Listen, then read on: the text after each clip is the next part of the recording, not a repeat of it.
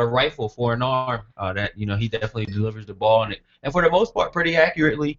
Sometimes he has his decision making to work on, but you got to think for his first start is a championship game and then a playoff game, and then now we're in the national championship. I mean, a lot of pressure, and this guy just plays as if he's just no nothing. It's just a walk in the park as a third string quarterback. As a third string quarterback, I mean that's pretty but impressive. they did coach him up well, and and again, hats off to the coaching staff there. I mean, they've done a lot, and I can't, I have to say they're probably one of the best programs out there in the country.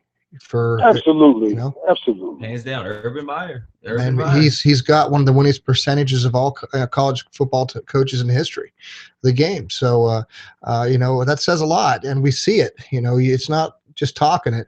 Everybody's before everybody's eyes. First string quarterback down, second down, now the third guy stepping up. But the part I think that I found interesting in that game was how this guy could go out and take a hit. He wasn't afraid to run the ball, and get out there. He almost reminded me of like a fullback out there at times, just smashing straight ahead. And I think that really threw the other team off because they're not used to seeing a quarterback do that. And so it'll be interesting to see how it shakes down. The part in the Florida State game I noticed, it kind of disappointed me with their defense was they put no pressure on Oregon at all.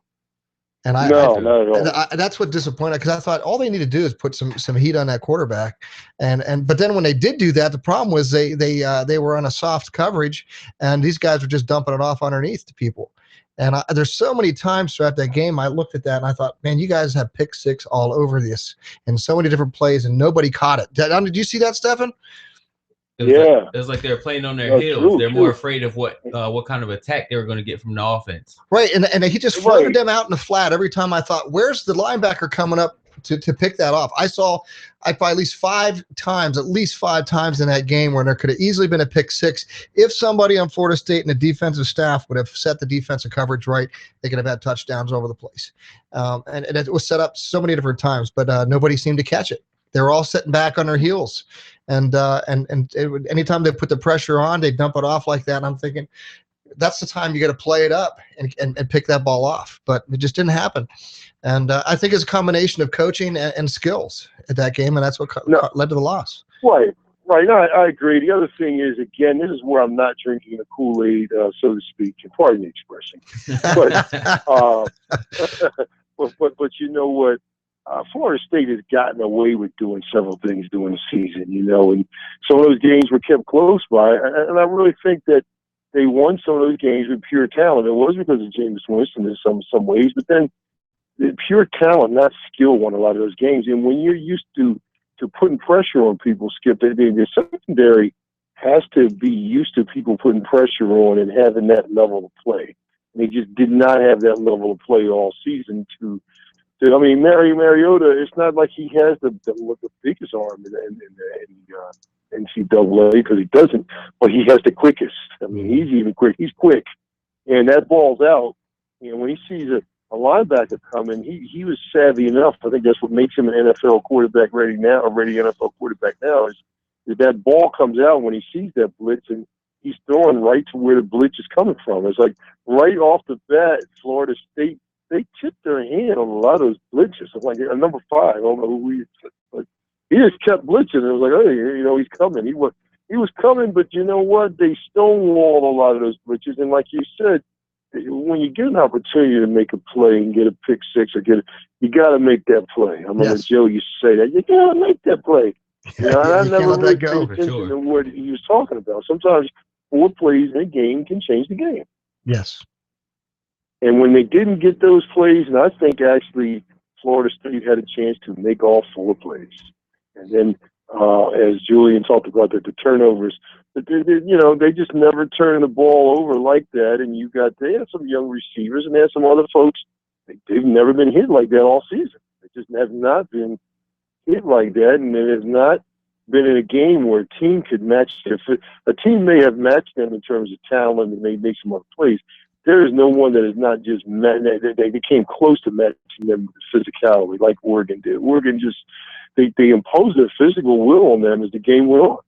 Yes, they did. Yes, they did. He adjusted and did what he could, took a few shots, and that's what I was glad to see. Because I want to see who you are, when you lose. You know, we used to hear about that. It's like, oh, Joe used to talk about that and say, you know what, we can't. I think he said there's no way we're going to find out about anybody. He said, you're not as good as you are when you think you win, and you're not as bad as you are when you think you lose. So That's very true. there were some good things that Florida State did in that first half, and they were okay, but then they just got the physical will imposed on them. I mean, Michigan State, how about that comeback? Yeah. Oh yeah. Yeah, that's a great finish to that game. Now Baylor has they have nothing to talk about anymore. Yeah, TCU is the only one. TCU splashed right over Ole Miss, and therefore they still feel as though they definitely could have an opportunity into the playoff. But you see with Baylor and it was at the clinching moments of the game that they lost to Michigan State. It wasn't even like it was a back and forth thing. Baylor kind of had that game, and then it's like they lost it. Right. Yeah, you got to put that game away. Right. Right. Well, you do have to put the game away, and you know, again, here we are in the playoffs again. You know, they did a Final Four, but I think, you know, getting to an 8-game playoff system, I think would eliminate a lot of this. I mean, there are always going to be the teams in the fringe out there on the edge of, well, they should have been picked, they shouldn't have been. But until you get a full-fledged playoff system like you see in Division II and Division III, you're really not going to see that. And it's kind of interesting, I don't mean to digress too much, but you notice the stands and the people in the stands. You know, those places were packed. The fans are still falling. I don't think they're sold out for the game this week. I don't think it's going to be an issue of getting the fans out to the games. I really don't. Now, some of these other bowl games that we've never heard of, I can't remember some of the names of them. I don't, you know, yeah, they had some trouble getting some people to those games. But right. It was sad we saw half the stand together. Like I told you, I really felt that one particular fight that happened.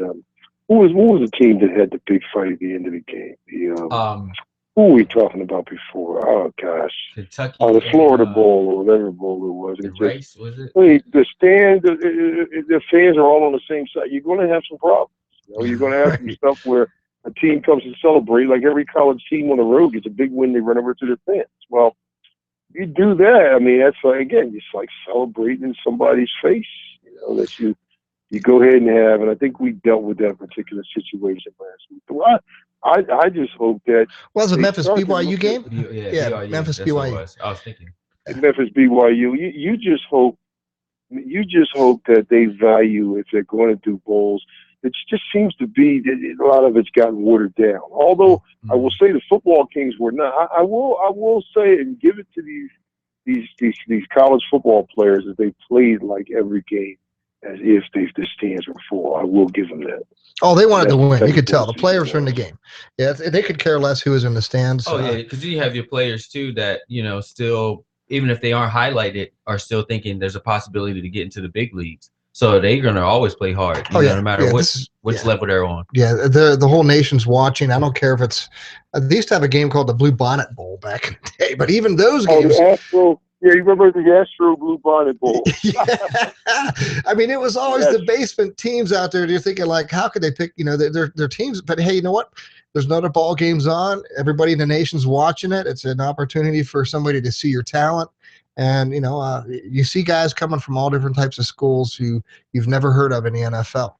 And it always still amazes me because I don't want to jump to the NFL too quick here, but I noticed the talent out there.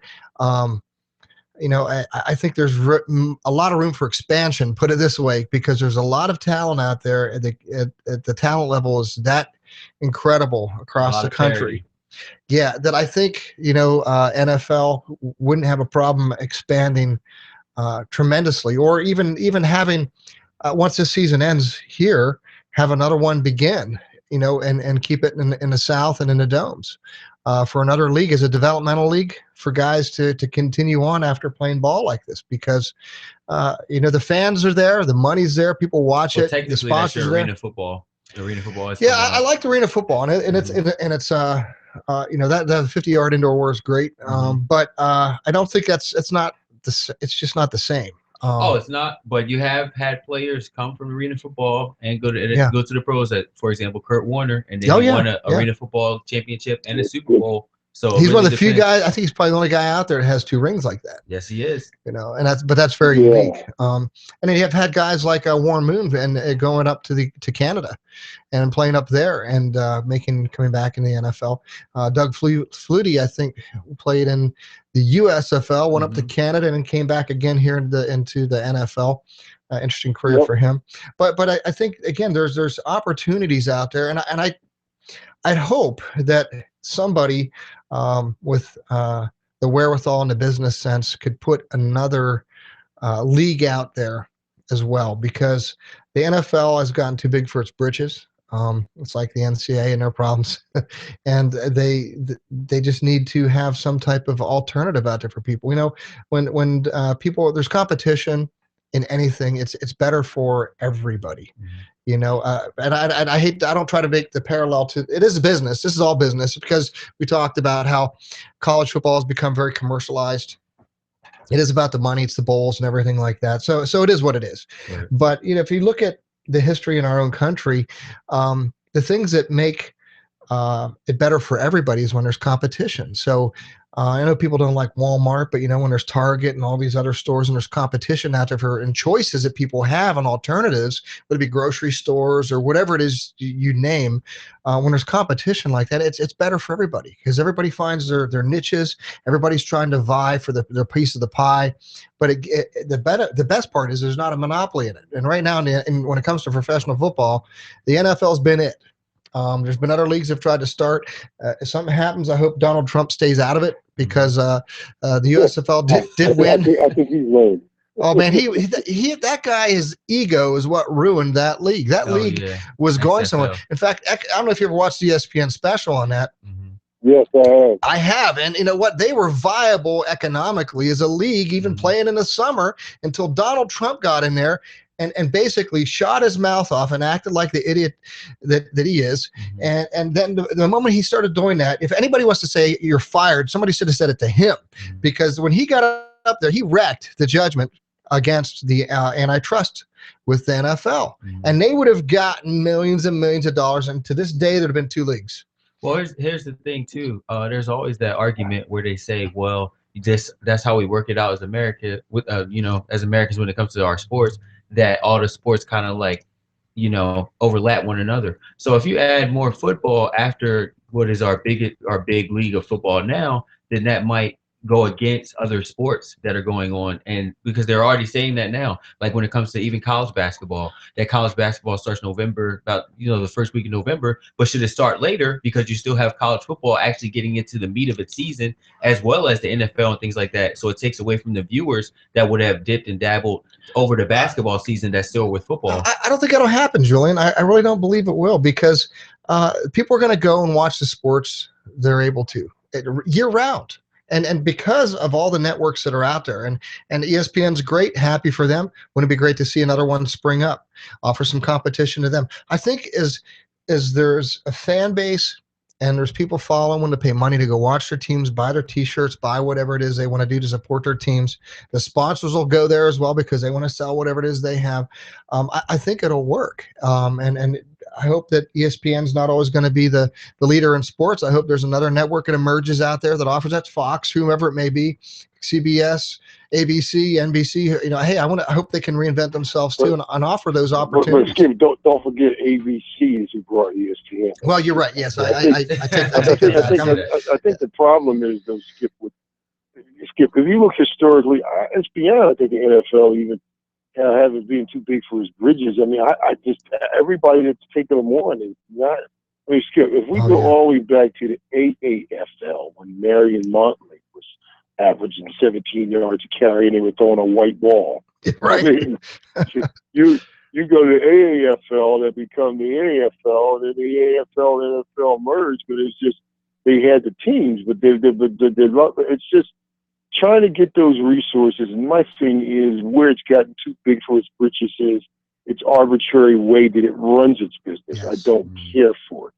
I mean, when we started to talk about players, why certain things happen, why there's certain decisions that are made, why we have to continue to hear from the players union on things about equal pay, and we start to take a look at things that are improve the quality of the game. why the competition committee spends their time on different things, and why all of a sudden now people are talking about challenging almost every call and then reviewing penalties. Some of this stuff is becoming something else. That's where it's becoming way too commercialized. At some point, it's got to stay football. The problem is there is nothing during the season that can take over the NFL. The USFL tried it. It was Trump's fault for the most part, but then Trump and the rest of the owners did one of the dumbest things in the world. They said the NFL's monopoly. So what happens? The antitrust lawsuit says the NFL is a monopoly, and they won a judgment of $1. I know what. I blame that on Trump. $1, and Pete Rozelle takes $1. It was funny. Pete Rozelle takes $1 out of his pocket and went. I just thought that was so cool, but it's so true. And then you try XFL, which is a total bomb with nicknames.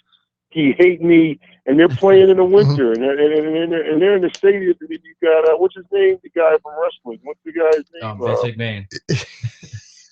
Yeah, but you got him, and you got the other dude. What's the wrestler's name? Yeah, they had the pro wrestler. Triple H. I can't remember the Or The Rock. name, but he comes out the stands. It's fourth and 1, and the coach, and they're at their own. They're probably at their own 46-yard line, and they want to play field position. The coach goes to punt, and they're like, "Hey, my partner just left the booth," and the kind of wrestler, like, "Coach, what, coach?" And he goes all the way to the sideline, gets in the coach's ear, and tells him he's gutless. Coach, that was gutless. We can't have those type of shenanigans in buffoonery. No. You gotta. I mean, we just can't have it. My thing is, Skip, it would take a lot. Yeah. It would take NFL. Anybody that does anything, and then of course you had the World League, and of course we had some players. Todd Young, you remember, he played in the World League. And Massimo Manca went and played over in Barcelona. Yeah. And who else did? Yeah, Massimo went over to play Barcelona. Yeah, I didn't realize Massimo Manca played for Barcelona. I did not know that. And I like the experience, but then even then, somehow it just wasn't working. You know, you got Oliver Luck there, and he was involved with all. Not Oliver Luck, Andrew Luck. Oliver Luck, Andrew Luck's father, was a quarterback over there and was involved with the development. But the question is who is willing to give up something to do that? Because many of the sponsors, everybody's vying for the big prize, and they're not looking at those things as prizes.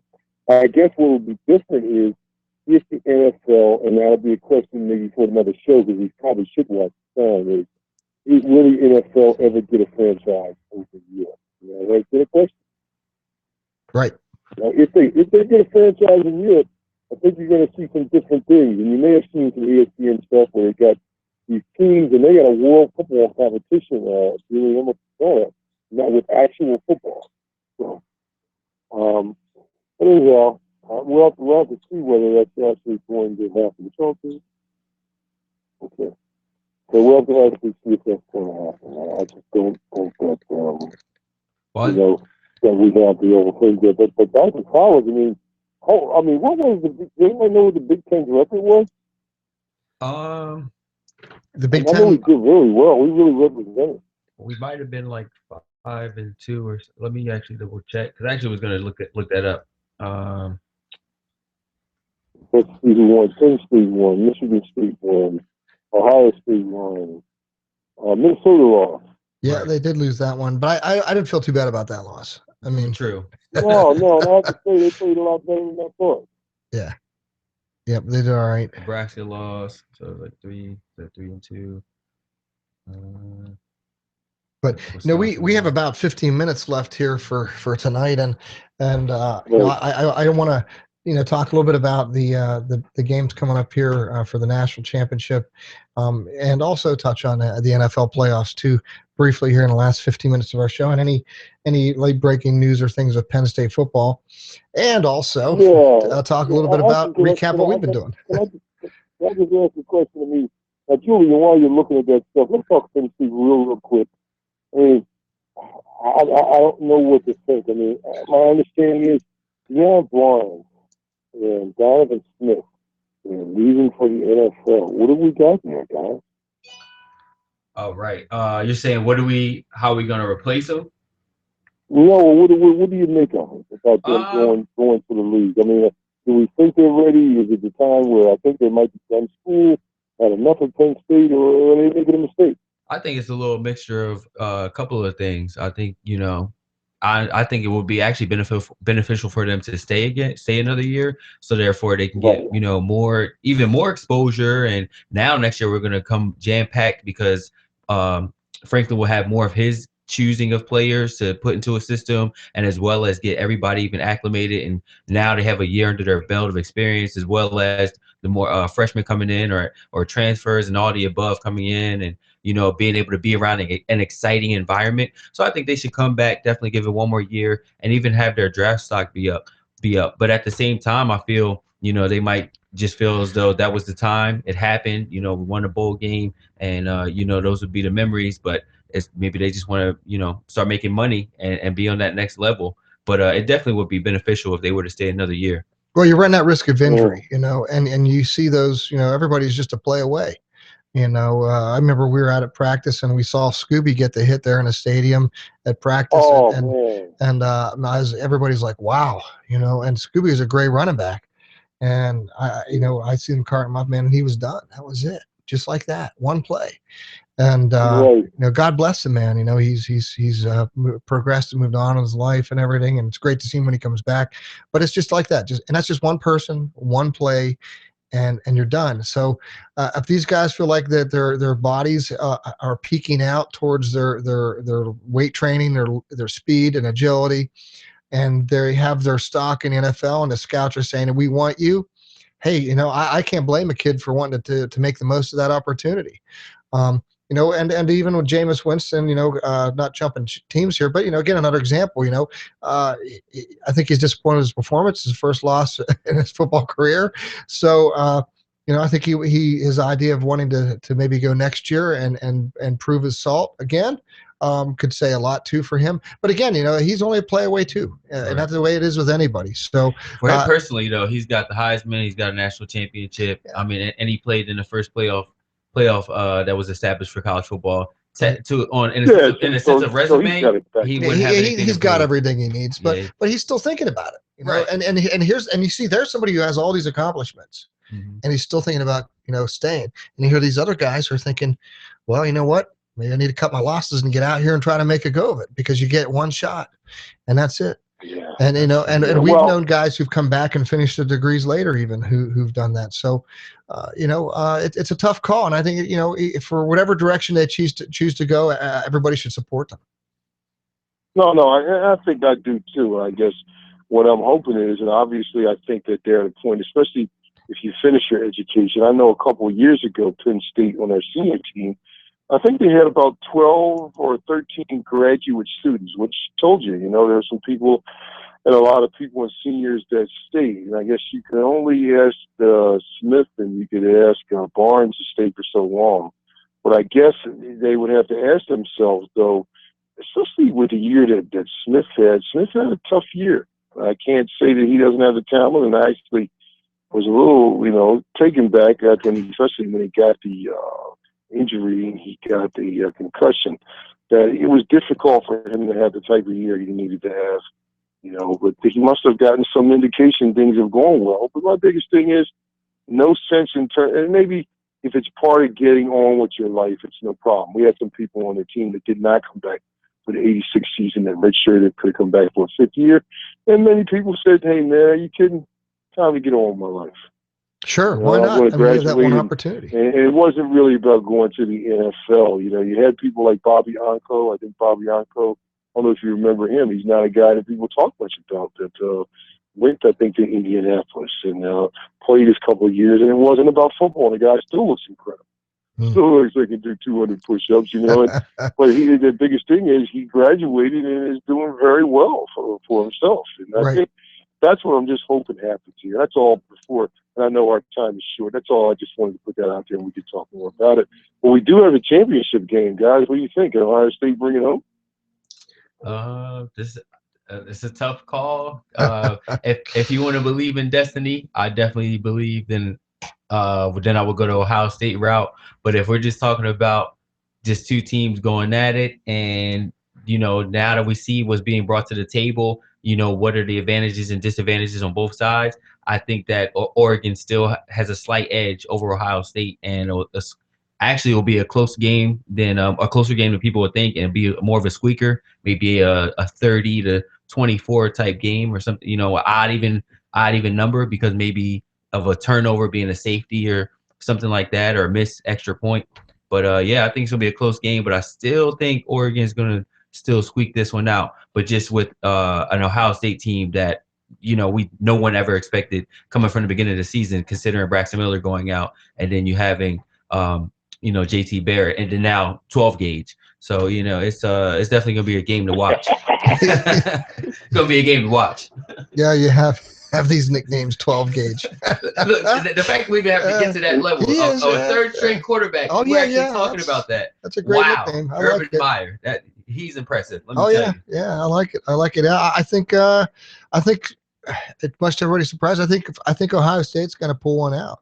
It could be a close game. I don't think it's going to be as high a scoring as people think it's going to be, but I think Ohio State may actually win this one. And I think it's just because they're going to confuse Oregon so much, because they don't know how to handle. They don't have enough film on these guys to go back and look at pick up any type of tendencies, because from week to week it's different people in and out. So it'll be interesting to see how that one plays. About it, I really look forward to the game. It's going to be a lot of fun to watch.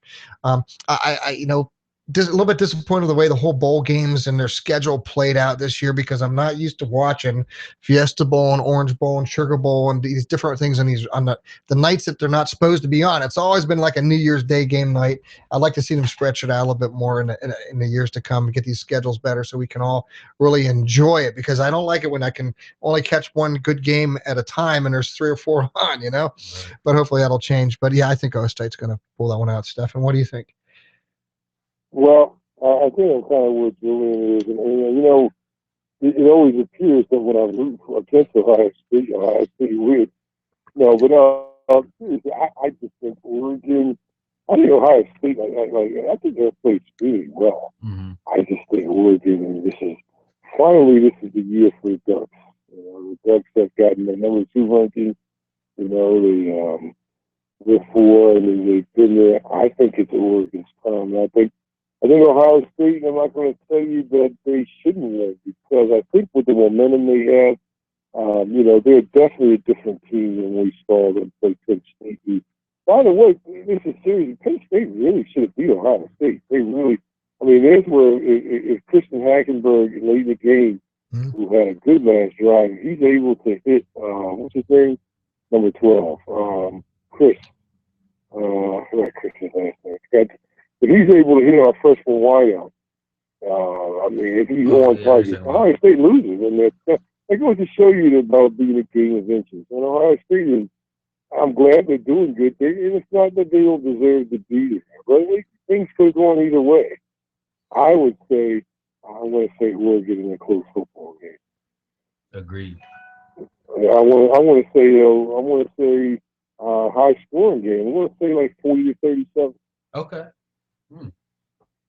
Well, that'll be interesting to see how that one plays out here Monday night. So, in the NFL, that's all up in the air too. But we got about 5 minutes left here, and I just kind of wanted to summarize our whole year here. It's been a lot of fun, more fun than I've ever had. I understand other announcers out there and people talk sports, saying it's the most fun they've ever had in their lives, and I really enjoy every week coming in here, being able to talk football. And share some things from the past to give some insights to fans out there who listen about Penn State football that they maybe didn't hear from before. They get to hear from former players and get a unique perspective that's not put out there by anybody else. And I appreciate everybody who's been here, because Julian's been great here, making sure everything works right. We couldn't do it without him, so I appreciate Julian doing that. And I appreciate you and Greg. And Greg couldn't be with us here tonight. He's got some things going on.